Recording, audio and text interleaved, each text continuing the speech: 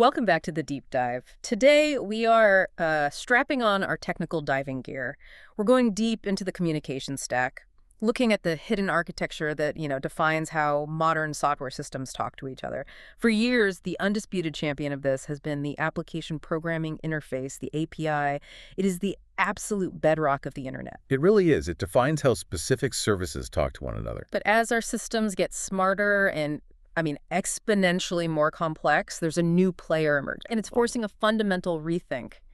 The Model Context Protocol, or MCP. Exactly. And both are about communication, but they imply vastly different philosophies. They really do. And that's the core tension we're exploring. Our mission here is, well, it's tactical. We want to give you a clear, usable framework for understanding both of these approaches. We'll define their mechanisms, yes, but more importantly... So what? The so what, exactly. We'll identify precisely where the flexibility and fragmentation of the API approach starts to break down, and when the unified, standardized approach of MCP becomes not just an advantage, but a real necessity, especially for platforms running advanced things like AI.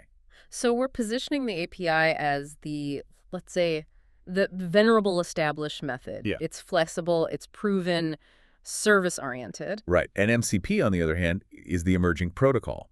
It's specifically designed to handle the state and complexity that modern context-aware systems require. Okay, so let's start where everyone is comfortable. Yeah. The API. When we talk about APIs, we are essentially talking about, transactions, right, between a client and a server. It's sort of like a meticulously structured library system. You submit a very specific request form and you get exactly one book back. That's a great analogy. The API approach is fundamentally defined by these interaction points. The clients, that's your mobile app, your web dashboard, or even another system, they initiate the whole process. They need something. They need a piece of information, or they need to execute a single defined action. The underlying mechanism relies on, the tried and true foundation of the internet, HTTP requests. Got T, post, all that. Exactly. When a client makes contact, they use specific HTTP verbs. Get to retrieve user data, post to submit a new transaction, put or delete to modify things. The real power of APIs, especially REST, lies in this clear, stateless, resource-oriented nature. And crucially, that request has to be routed correctly. It can't just land anywhere. No, absolutely not. Yeah. The request first hits the API gateway, and this gateway isn't just a simple router. It's the security guard. It's the security guard, the rate limiter, the traffic cop, all in one. It authenticates the request and then routes it to the correct specialized API endpoint. And that endpoint could be anything, really. Yeah, it could be a tiny microservice running a Python script, or it could be talking to a massive SQL database. The point is that endpoint is specialized for that specific request. Then once the endpoint has the data, the response gets packaged up and sent back. And this packaging is diverse. Most commonly it's JSON. Right. But sometimes XML or maybe GraphQL if the client needs more precise control over what data it gets back. So if we look at the whole life cycle, the API approach is really built for speed and specialization. But the downside of that flexibility, it's fragmentation, isn't it? You can end up with a dozen different response formats, different error structures, depending on which endpoint you happen to hit. You absolutely do. We gain immense flexibility because every service can kind of speak its own dialect, but we pay for that in complexity. I see. If service A returns customer data in JSON with, say, snake case keys, and service B returns transaction history in camel case, well, the client, or whatever system is orchestrating these calls, has to build custom handlers for both. And that sounds brittle. It creates what developers call schema drift, where tiny changes in different service APIs can constantly break downstream systems. The API is service interaction oriented, built for these discrete exchanges, but managing that fragmentation is just a constant overhead. Okay, so if the API is about these highly specialized transactional conversations, then the Model Context Protocol. This sounds like it's about establishing a single, standardized, fluent language for the entire platform. That's it. That standardization is the fundamental shift. It's not just a messaging system, it's a protocol designed to manage context. Context. If the API is a system of specialized translators, one for payments, one for user profiles, MCP is an attempt to create a common language that everything speaks fluently. It doesn't matter if that component is a traditional database or a sophisticated context-aware AI model. Okay, so how does that work in practice? Well, the communication flows between an MCP host and MCP clients. The host is the resource manager. It could be a server running multiple large language models, a high-performance desktop, whatever. The client's mobile, web, internal tools, they all speak the exact same defined MCP protocol. That standardization seems simple on the surface, but it implies a huge shift from HTTP. Standardized how, exactly? Is it just like a mandated JSON schema? It's far deeper than just a format. Hmm. The standardization of MCP operates on the semantic layer. It defines not just how the data looks, but what the data means in relation to the models it serves. Okay, give me an example. Sure. In an API call, user ID might mean one thing to the payment service and something slightly different to the logging service. In MCP, the protocol defines a unified concept of context across all of these resources. I see. And the key differentiator here is how it handles state.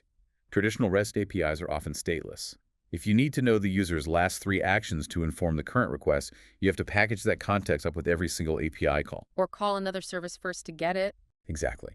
Which means the client is burdened with gathering, formatting, and sending all the required contextual baggage for every single transaction. Right. MCP, by contrast, is designed to manage persistent, evolving context. The protocol itself inherently supports the ongoing state of a computational model. It facilitates a unified contextual flow, what we call the context graph, that informs the model continuously, without requiring the client to constantly rebuild that awareness on every request. So that's why model and context are in the name. That's exactly why they define the protocol's whole intent. So it's about creating an environment where complex, diverse components, especially things like AI that rely on history and nuance, can operate without the friction of constantly reestablishing their world. It's about seamless model invocation. Precisely. Okay, let's unpack this and get into the brass tacks of architecture. We have 2 communication methods, but they imply wildly different system designs, and I imagine massive differences in the life of a developer maintaining them. Oh, for sure. The foundational difference, as we touched on, is protocol versus structure. The API relies on the flexible, agnostic foundation of HTTP and then layers all these diverse formats on top. You get high freedom, but you inherit complexity. Right, in parsing all that. Exactly. MCP, however, uses a specific semantic standardized protocol that governs all requests and responses. It's a unified language that makes the orchestration layer dramatically simpler. But wait, forcing everything into one protocol, that sounds like a potential bottleneck. If I have a super specialized API endpoint that just needs to return one tiny piece of data, wouldn't standard HTTP JSON be faster than pushing it through some heavier unified MCP layer? That is a critical point about performance. And yes, for specific high-frequency, simple transactional requests, the API is often lean and highly optimized. But the performance cost of the API isn't just in the HTTP latency. It's in the developer friction. It's in the ongoing developer friction and operational complexity. Yeah. Think about debugging. If you're debugging a complex workflow with 5 API calls, you have 5 different potential points of failure, 5 different error codes, maybe 5 different authentication standards to check. It's a mess. With MCP, because the protocol is unified, your error handling, your logging, your tracing, they can all rely on the same structure. The trade-off is often acceptable when you realize you're sacrificing a tiny bit of transactional speed for massive gains in platform coherence and development velocity. That brings us to the second massive difference: fragmentation versus unification, especially when systems evolve over time. We established that the API approach leads to fragmentation. When the engineering team needs to update an API, we often end up creating a V2 or V3 endpoint. And then you have to maintain multiple versions at the same time for months, maybe years, while clients transition. That creates huge technical debt. And that is the definition of architecture, designed around service specialization.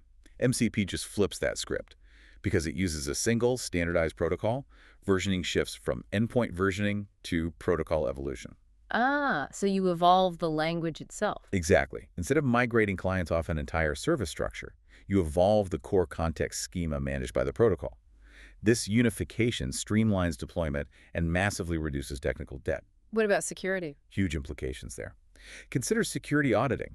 If your architecture has 100 microservices, each with its own custom API gateway, authorization checks, and data parsing, auditing that is a nightmare. Yeah, I can imagine. A vulnerability in one service's JSON parsing library might expose data but go unnoticed because the other 99 services use different libraries.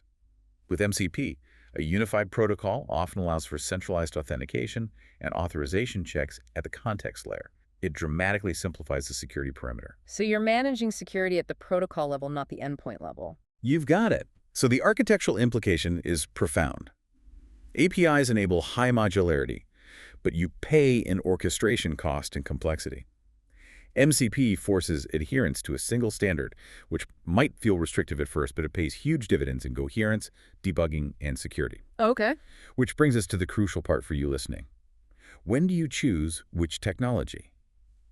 These architectural trade-offs translate directly into very concrete use cases. Right. The so what? The so what. You should lean heavily toward MCP when your goal is platform construction and context-aware resource management. MCP is absolutely ideal when your system requires standardized semantic communication across diverse platforms. Mobile, web, desktop, and internal AI engines, all relying on shared state or unified view of the user's history. We've stressed AI multiple times. Can you give us a really concrete example of how MCP handles AI context better than a sequence of API calls? Certainly. Imagine a complex conversational AI app. Yeah. With traditional APIs, every time the user sends message, the client has to 1. Call a session API to get the last 10 messages, the conversational history. 2. Package that history, along with the new query, into a massive POST request. 3. Send it to the Model Inference API. 4. Wait for the response. If the client messes up packaging that history, the model just loses context. And the whole conversation falls apart. With MCP, the protocol is designed for this kind of context continuity. The host system already knows the state of the conversation. The client just sends the new request via the standardized MCP channel. Ah. The protocol itself ensures that the required history, user preferences, and any tools needed are maintained and delivered to the model layer transparently and consistently. That's contextual coherence, and it's achieved by the protocol's design, not by the client's custom logic. That makes the distinction incredibly clear. API forces the client to manually reconstruct context for every single interaction, while MCP manages that context as part of a continuous flow. Precisely. Yeah. Now, when do we stick with the reliable API? APIs are still the champion for specific discrete service interactions. Right. Their flexibility and maturity are a huge asset. So, for example, If you are building a simple, highly defined system, say a payment processor that needs to send a single specific request to a bank's external endpoint, the flexibility and lightweight nature of a specialized HTTP request is unbeatable. okay. APIs excel when the exchange is discrete, stateless, and transactional. They are perfect for point-to-point communication where a specialized, tailored data exchange is necessary.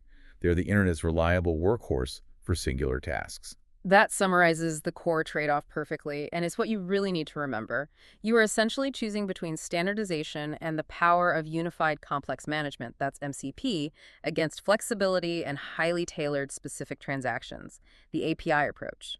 You choose the architecture that aligns with whether your primary concern is broad platform consistency or specialized rapid interaction. Well said.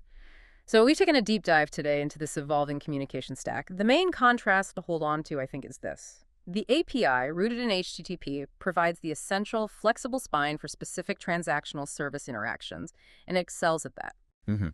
Conversely, the Model Context Protocol offers a unified, standardized approach.